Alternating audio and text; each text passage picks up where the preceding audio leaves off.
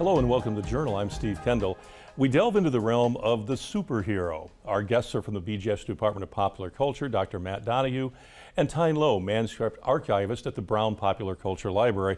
Thank you for both being here. We're going to talk about celebrating Spider-Man in popular culture. But first of all, Matt, talk a little about the Department of Culture, and then we'll talk about the Browne Popular Culture Library. Sure. The Department of Popular Culture, we celebrate our 50th anniversary this year, and we'll do more celebrations next year. The Department of Popular Culture was started by Dr. Ray Browne in 1973, and he had a folklore English background, and one thing he wanted to do was create a department to study everyday life, is really what we define popular culture as. And Ray Browne was a doer, and he started the Department of Popular Culture, got that off the ground. The Department of Popular Culture offers a variety of courses on anything and everything in everyday life, and we have a undergraduate degree that folks can get in the Department of Popular Culture through the Department of Popular Culture. We also offer a master's degree in the Department of Popular Culture, and also there's a PhD connection that we have through the American Culture Studies department, where folks can get a PhD through the American Culture Studies program with an emphasis in popular culture. It should be noted that when Dr. Ray Browne started the Department of Popular Culture, there was a lot of resistance towards the study of popular culture. Not necessarily here at BGSU, but in the realm of academia. You know, why was that? They just didn't think it was academic enough, or? You know, other academics, dare I say it, felt that studying popular culture wasn't worthy of study, that everyday life wasn't worthy of study. And the ironic part about it is that through all these kind of trials and tribulations and sort of battles that Ray Browne had in academia, he really came out on top, because by the late 1980s and into the 90s all the way to the present, it's become hip to study popular culture in an academic setting. And while you may not find a Department of Popular Culture at specific universities, you will find different universities offering courses related to popular culture. But it should be noted that the Department of Popular Culture helped put Bowling Green State University on the map. And again, Ray Browne was a doer, so not only did he start the Department of Popular Culture, he also started the Popular Culture Association, a variety of regional popular culture associations, but also he was forward-thinking because he created the what's now called the Browne Popular Culture Library with Professor Bill Shirk, who also, he and Ray Browne, Professor Bill Shirk and Ray Browne started the Popular Culture Library, which is now the Browne Popular Culture Library, and also the Sound Recordings Archives, which is one of the largest collections of popular music in the world. And both of those facilities are meant to serve students, faculty, and outside researchers and the public towards all things popular music for the Sound Recordings Archives and all things popular culture for the Popular Culture Library, which my colleague Tyne Lowe can speak to about their collection and what they provide. Yeah, because obviously when people talk about popular culture, we think of entertainment right away, how it influences what we do, how it's in all aspects of our life. Tyne, when you talk of the things you have at the Browne Popular Culture Library, probably an array of items that and manuscripts and collections and things that probably some people would say, oh, I didn't think about that being a popular culture thing that would impact this way. So talk a little about what you do and what the library is like. Yeah, absolutely. So I work at the Browne Popular Culture Library, which was named after Ray and Pat Browne, Pat being his wife. It was established in 1969, and just like Matt was saying, it serves the popular culture researchers here at BGSU, but also researchers from throughout the country and throughout the world who are studying popular culture. We consider ourselves the most comprehensive collection of popular culture materials, especially about North American popular culture here in the United States, possibly the world for some of our collections. One of our strengths is genre fiction, especially romance fiction, but we also have an excellent collection of mystery. But our collection it's very difficult to described just in one sentence. Okay, sure. We have You can use more than one sentence. I'll use as many as I can. Absolutely. We have an excellent collection of movie and television history. We have press kits, we have scripts, we have obviously comic books and graphic novels from throughout the history of when DC got established through today. We have manuscripts, especially for genre authors. I work with a lot of manuscripts written by romance and mystery writers, as well as organizations for such genres like the Romance Writers of America, Mystery Writers, which is a really fantastic resource for people who are studying that type of literature. Toys, obviously, we collect realia, so not just things for adults, but also things for children. And we have an excellent collection of fandom, so materials, not just the things that fans love, but also the things that fans make themselves, so fanzines from throughout the years. Star Trek is one of our strengths, but also fan-made materials are really special in our collection. And that's interesting. You mentioned the fact that things that average people make, the things that, which gets into that sort of like that folk part that you were talking about, because we talk about folk art, and this is sort of an extension of that into popular culture. When people come to research, I mean, what's the main thing they come to look at? The romance novels, the writing, the manuscripts. I mean, what would be an example of some of the scripts you would have that people would be familiar with? We have, I don't want to make any promises about what we have, but we have plenty of popular television shows and plenty of popular movies. I think we have a lot of sitcoms from throughout the years. All in the Family, Frasier, that kind of thing. Yeah, sometimes in our manuscript collections we'll have like edited drafts, so you can kind of see how a story became the story that we know today. So we can see the edits that got made over the years, which is really exciting. Yeah, for people who are interested, because you see the finished product, and we always talk about when we do production here that what you're seeing is really a small portion of what went into getting it to that point. And obviously, if you watch an episode of a TV show or a movie, the script that probably originally looks in some ways probably nothing at all like the finished product. And if you're interested in that kind of thing, you could see the evolution and maybe as it develops a character improvising something that then becomes part of the script that wasn't there before. So it's pretty interesting. Now, we've got just a moment. Is there one item or a few items you'd say, these are really unique to us, or these are things that people might be surprised that we have? I know I'm kind of putting you on the spot, but I'm sure that, what would be the one thing people say, oh, I'm surprised they have that, or I didn't think about that being a popular culture item? Yeah. It's a great question. And it's so hard to narrow it down to really just one. I recently got out for a class a lot of fanzines that we have. And it is really spectacular to see sometimes someone who might have become a big like graphic novelist, someone who became a very popular cartoonist, to see things that they made sort of for themselves for a very small fan community and might have just dashed off on a Xerox machine. So sort of seeing where someone began is really exciting. But I suppose that could easily be considered popular culture. Sure. Some of the things, like the things we have right here on the table, are things that might be kind of surprising. For example, this is a box of Spider-Man toilet paper. So thinking of toilet paper as popular culture. Well, this is kind of an everyday item. So, right, exactly. Part of our everyday life. So, yeah. Okay. Cool. Well, we can come back, we can talk a little more about that too, and then we can get into, obviously get into the Spider-Man and popular culture part of this as well. So back in just a moment with Tyne Lowe, manuscript archivist at the Browne Popular Culture Library, and Dr. Matt Donahue from the Department of Popular Culture at BGSU. Back in just a second. Thank you for staying with us on The Journal. Our guests are Dr. Matt Donahue from the BGSU Department of Popular Culture and Tyne Lowe, manuscript archivist at the Browne Popular Culture Library here at BGSU.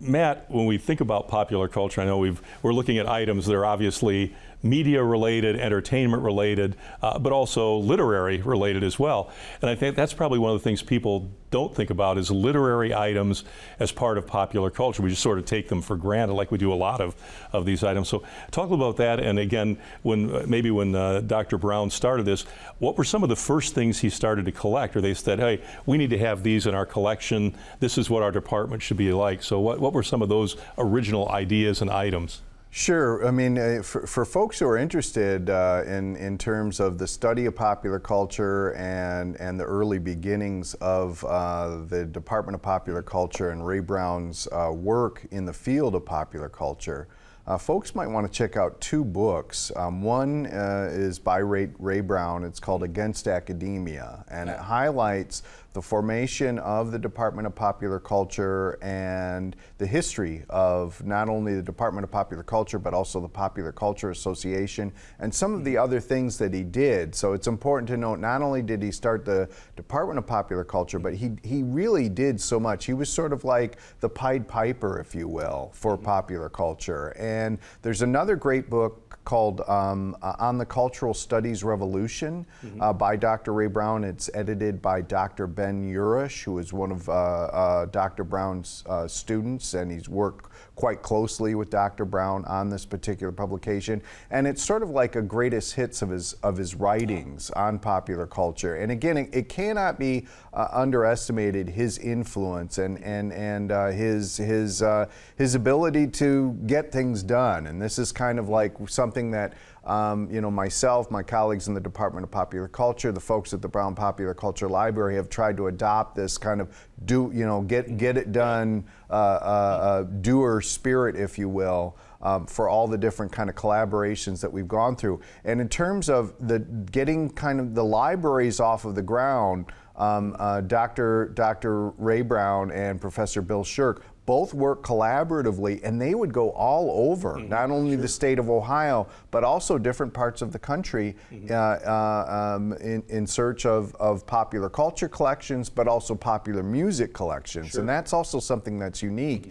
And again, this idea of having these two facilities where this everyday life material is housed, that is also unique. And that's something very unique to BGSU, that BGSU can take great pride in, not only in the Department of Popular Culture being one of a kind in the country and in the world, but also for the Sound Recordings Archives and the Browne Popular Culture Library. Right. Now, Tyne, obviously, Matt mentioned a lot of collaboration that goes on. Is there a lot of competition for things that you want to get to? I mean, because obviously now with this being something that's spread across academia, there's probably a lot of demand for these collections and items. Is that sort of a competitive field to say, no, we want to get this for our library? We're working. Somebody else is also saying, no, we want it for ours. Any push and pull in that or not? No, not too much that I've experienced myself in acquisitions. It's possible. Sure. The convenient thing about collecting popular culture is that we often, with the exception of some things like fan-made materials or particularly rare materials, a lot of what we collect is things that were mass-produced, for which there are many, hopefully many copies.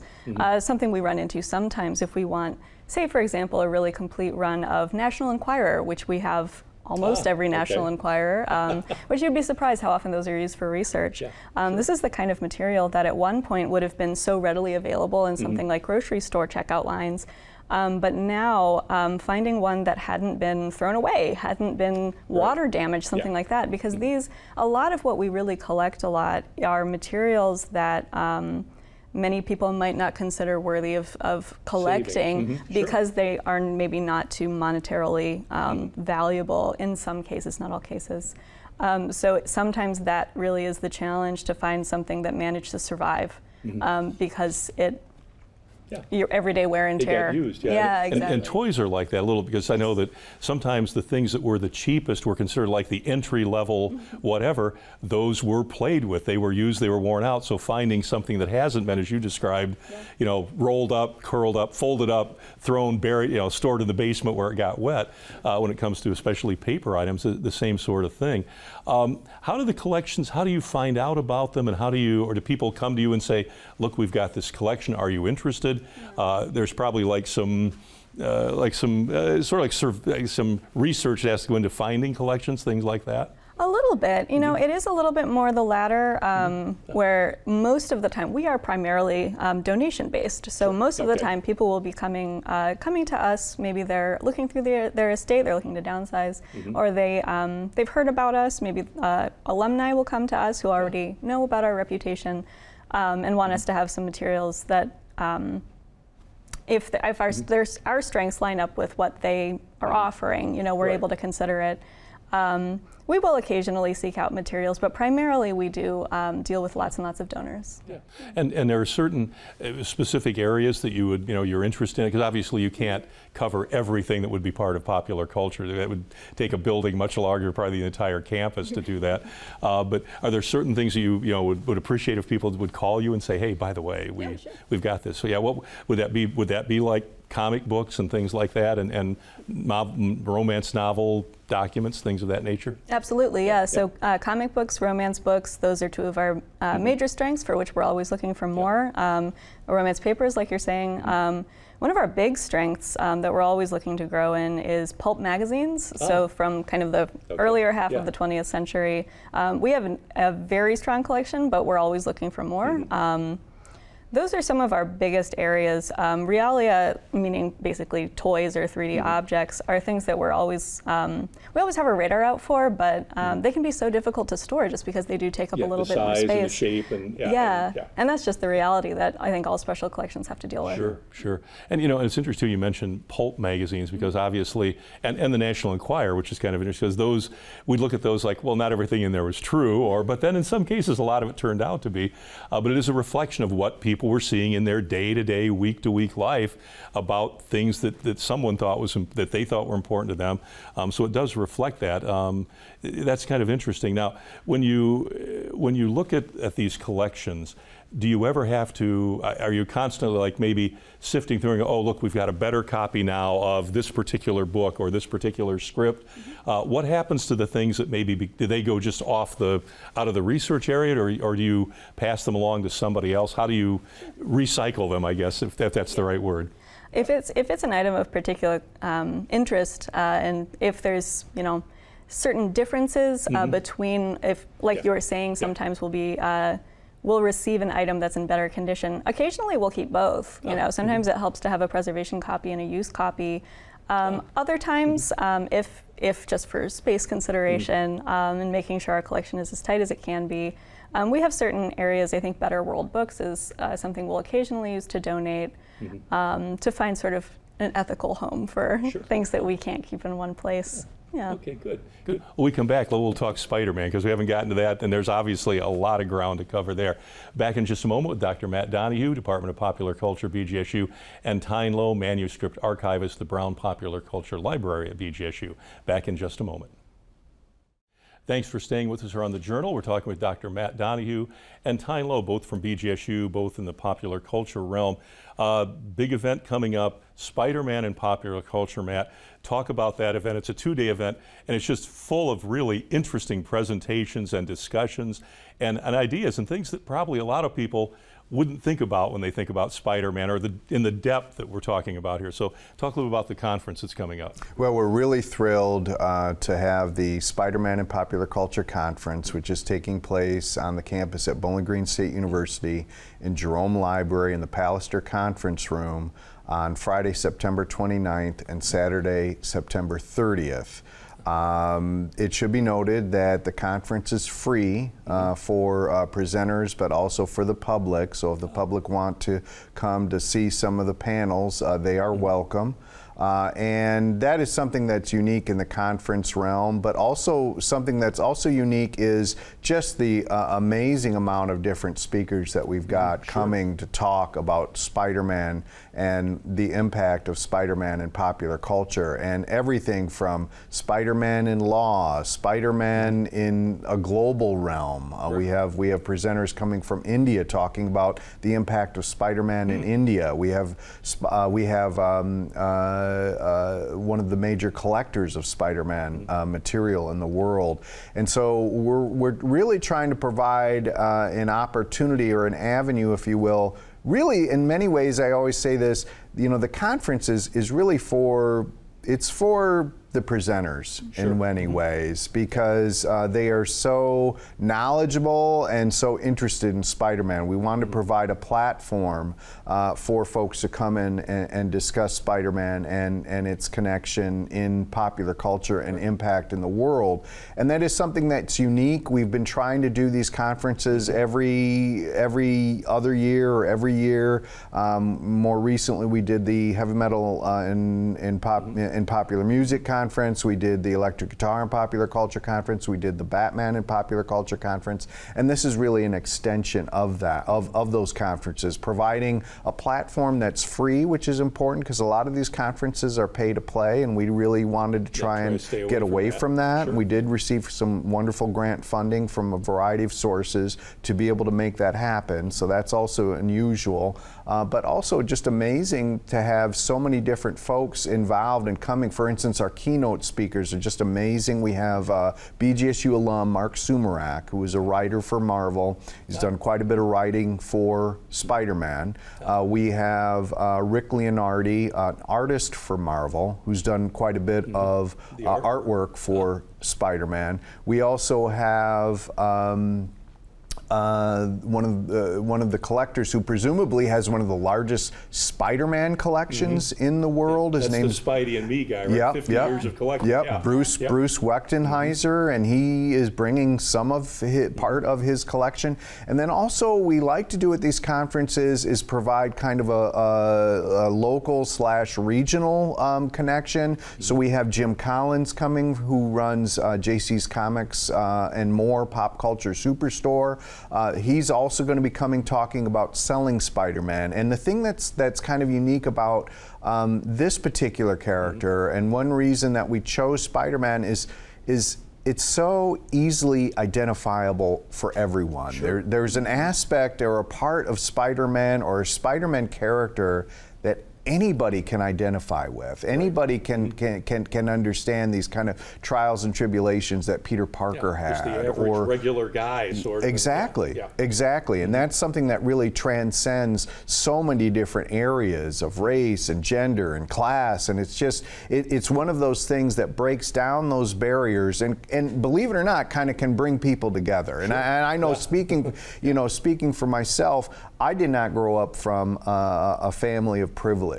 And when I was 9, I had to get a job to pay for the clothes on my back, my notebooks for school and clothes and so on. And so I got a paper route, and that was for the Toledo Blade. And at the time, I couldn't afford comic books. I couldn't afford to go to the comic book store. But what was amazing is that the thing that I resonated with the most, perhaps about that job was that they would have every day a Spider-Man segment in the comic section of the Blade. And that was just something that I could just totally gravitate towards and totally identify with. So every day that bundle of papers would come to my house before they would be delivered, the first thing I would do is run and go to the comic page and see what was going to happen in Spider-Man, because you sort of felt like all these troubles and trials and tribulations that Peter Parker was having, that's something that I was also going through at the same time in my life. And so it's amazing to be able to kind of bring it forth full circle to provide a platform for all of these different folks from all around the country and different parts of the world to be able to talk on this particular topic. And we also will be highlighting the Browne Popular Culture Library at the conference because I know as well. part of that, there's a listing in here, and it's an extensive activities, presentations, but there's a tour of the Browne Popular Culture Library. So talk about what that'll be like for people and what they can expect to see. Sure, we're thrilled that we're able to host a little tour on Friday afternoon. I think it's at 12:31. For both the presenters but also the attendees to be able to come up and see our collection, because most of the time we are kind of a closed stacks library, so people are always welcome to visit our library basically anytime we're open, weekdays by the way.